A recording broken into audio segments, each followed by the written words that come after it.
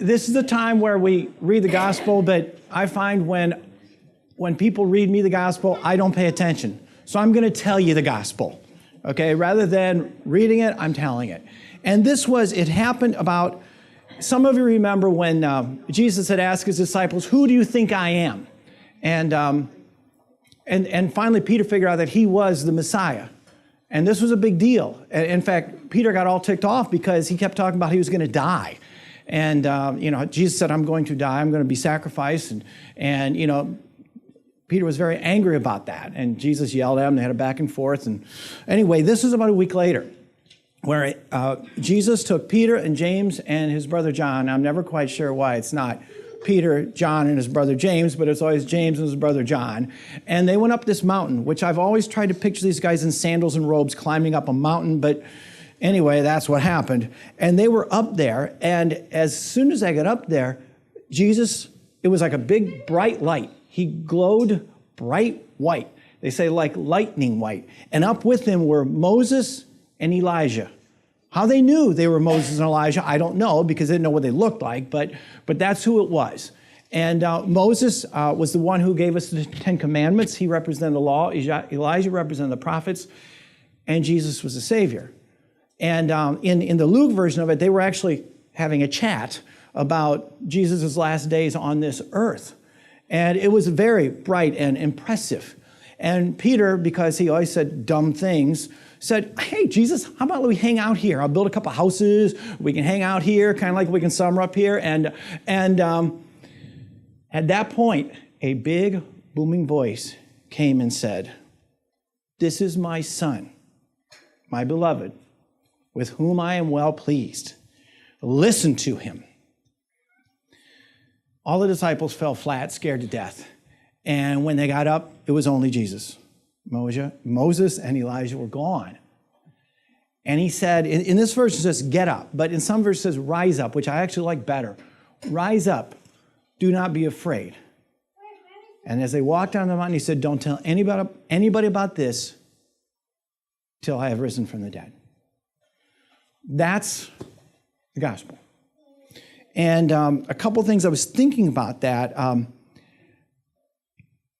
They said, listen to him, because the disciples were having trouble with the idea. Jesus was saying, I am going to die, and I'm going to be raised from the dead. They seem to have forgotten that part, because they were all surprised when he was risen from the dead on Easter. But he was their guy.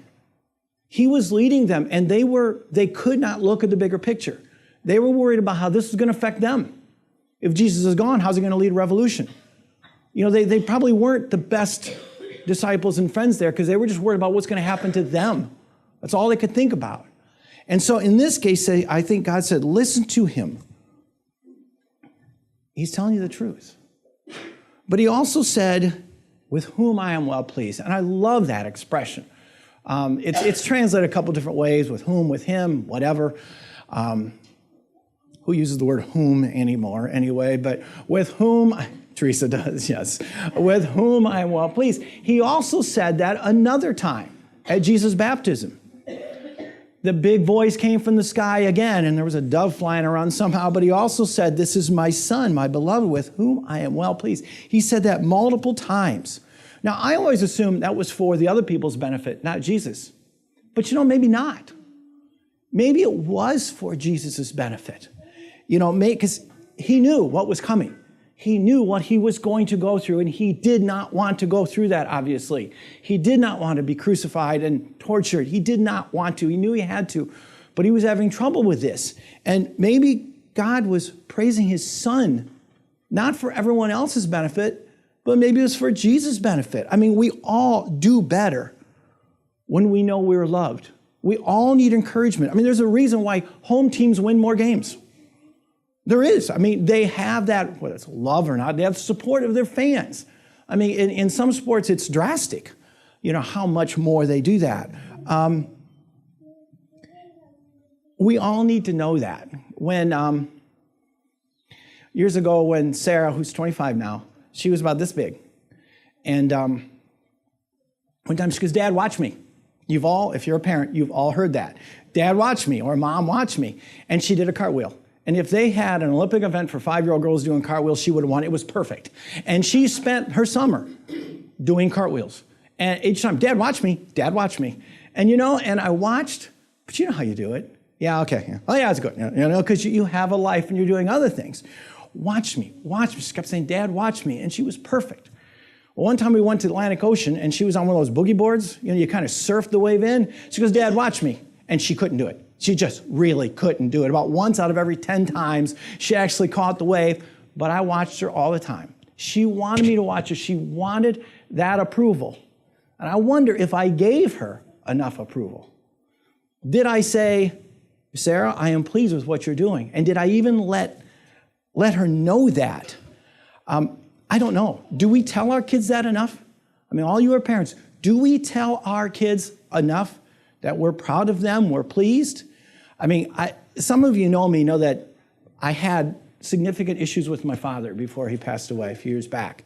And you could go through all kinds of psychoanalysis why, but I wonder sometimes, he gave us lip service. Oh, you kids are smart, you can do anything you want. But I'm not sure I ever got that, Richard, I am pleased. I don't know, I'm not blaming him. He could have said it and I didn't hear it.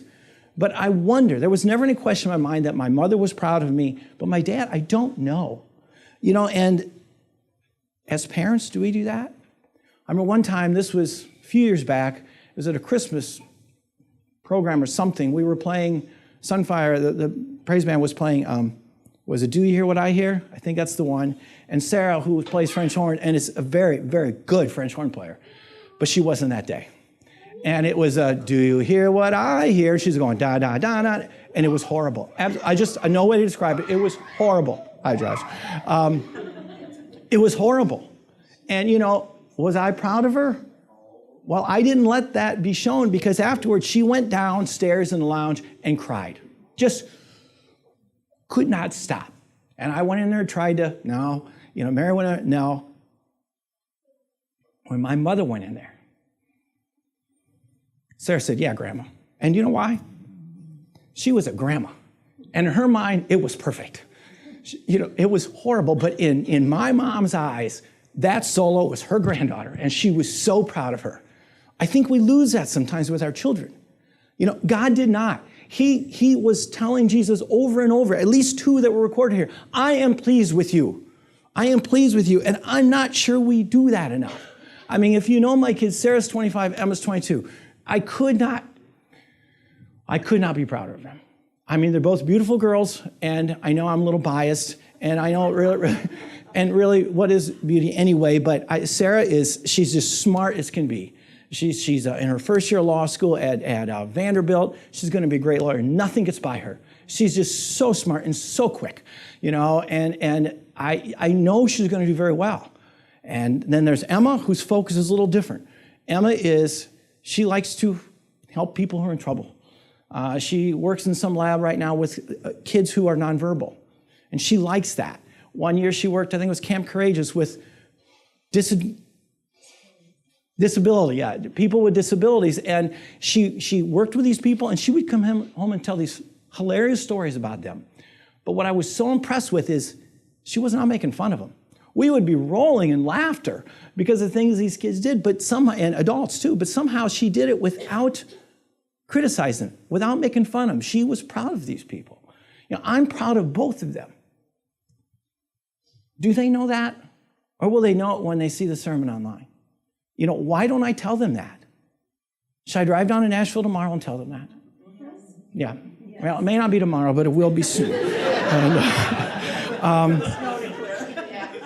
And the thing is, why can I tell you that? But it's hard for me to tell them that. Think through that. That's one lesson I got out of this.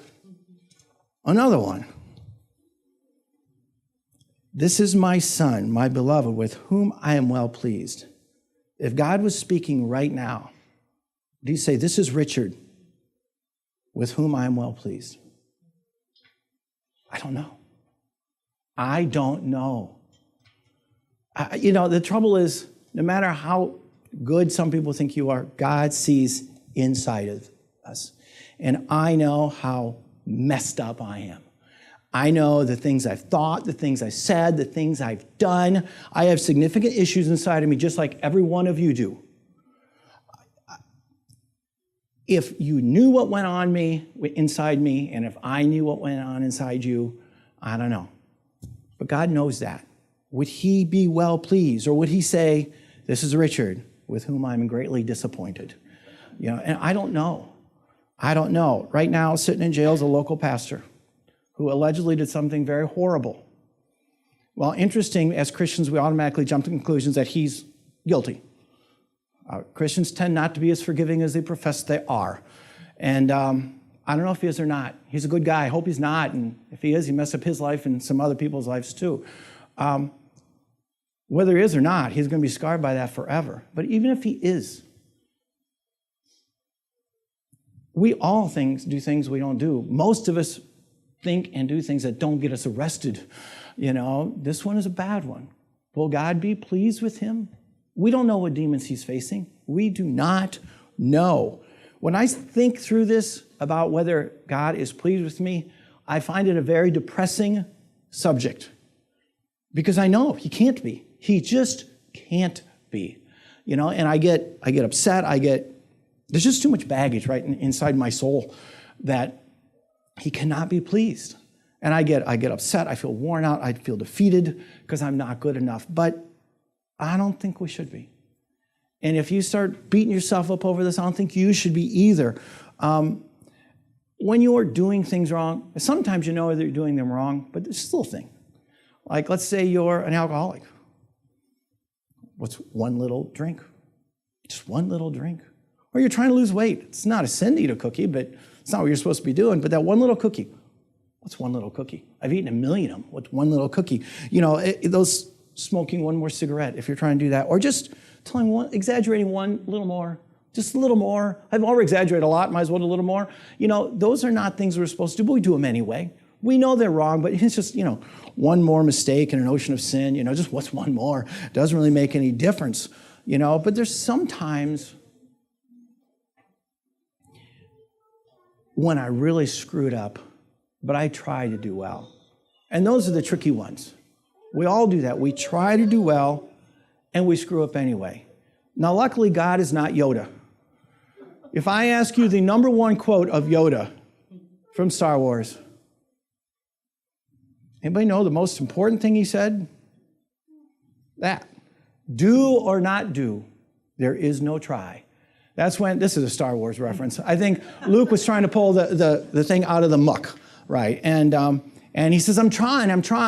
And Yoda said, there is no try. He said, do or not do, there is no try.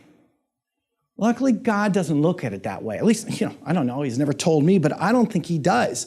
I think in his mind, effort is good. And he knows we're going to fail. One time when I was about this big, I was walking out the back door and I saw the iron sitting there on the ironing board just like this. Irons don't go like this. They go down like that. That's how it's supposed to be. So I put it down. I thought I was helping my mom. No, I wasn't. Okay, but I thought I was. And this is one instance where mom did not. She was a very wise woman, but this time she did not. And she got all four of us kids, said, who did this? Oh, I lied. I don't know, you know. I mean, and she looked at all four of us, Pat, Kathy, Jeff, me. She took me and paddled me. I never said a word, and she knew somehow, you know.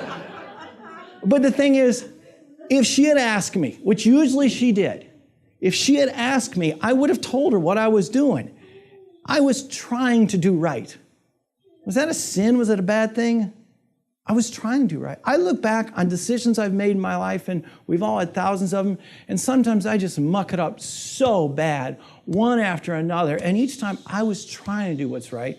A couple years ago, I was talking to my friend, and it was a horrible time, and I was saying, I did this, and he reached across the table, he grabbed my hand, he said, stop. He said, Morgan, in each of this, did you try to mess up? Did you try to affect that? Did you try to hurt that person? I said, no. He says, then stop beating yourself up over it. And that was a good thing for my friend to say. And I kind of think God looks at it that way. Whether we're doing cartwheels or boogie boards, we're great at the cartwheels, we fail at the boogie boards. You know, Sarah was trying the boogie boards. I think I should have given her a little more credit on that. You know, and I think God would do that. You know, sometimes it's easy to know what's right, and sometimes it's not. I know I'm not supposed to steal, but if my family's starving, I'll steal. I have no problem with that. I'll take from anybody. I'll admit that right now. I mean, if Em and Sarah are starving, I will steal from anyone, anything, to make sure they live through it. If a terrorist walked in that door right now, said, any kids here? I would say there are no kids. I wouldn't tell them they're in that back room. There are no kids in the back room. No, I wouldn't. We would all lie. Every single one of us would lie. Is that wrong? No. I can't believe that's wrong. Those are pretty obvious, but other times we don't know. We just don't know. And try as we might, we don't know. With whom I am well pleased. It still bothers me. I've convinced myself that God thinks effort is okay, and I gotta believe he does. I haven't studied theology, I don't know that, but I have to believe he's God, not Yoda. And if you've ever read The Shack, interesting book. It was about a guy who meets God, Jesus, and the Holy Spirit, hangs out with him at the shack. And God is represented by an old, overweight black woman, who is known as Mama, I think, in the book. And when she was talking to this character, she'd bring up somebody and she'd go, oh, yes, I'm particularly fond of that one. She said that about every single person. Whether they were horrible or good, God said, I'm particularly fond of that one. And I like to think that applies. I mean, it was just a novel, but I got to believe it applies. This morning I was trying to figure out where to go with this, and a very wise woman said to me, she said, are you proud of your children even when they do wrong? I said, yes. She goes, okay. So is God. I like to think that. It doesn't give us an excuse to just do bad things. But I think if we try, I think he will be pleased. This is my child with whom I am well pleased. Will you say, Teresa, you are my daughter with whom I am well pleased? Will you say, Tim, you are my son with whom I am well pleased? I don't know. But I do know I can't change my whole life, but I can change tomorrow. And tomorrow, I should get up and say, God, watch me. Just like your kids do to you. And get up that morning and say, God, watch me. See what I'm going to do. And then try to live that day to make him proud.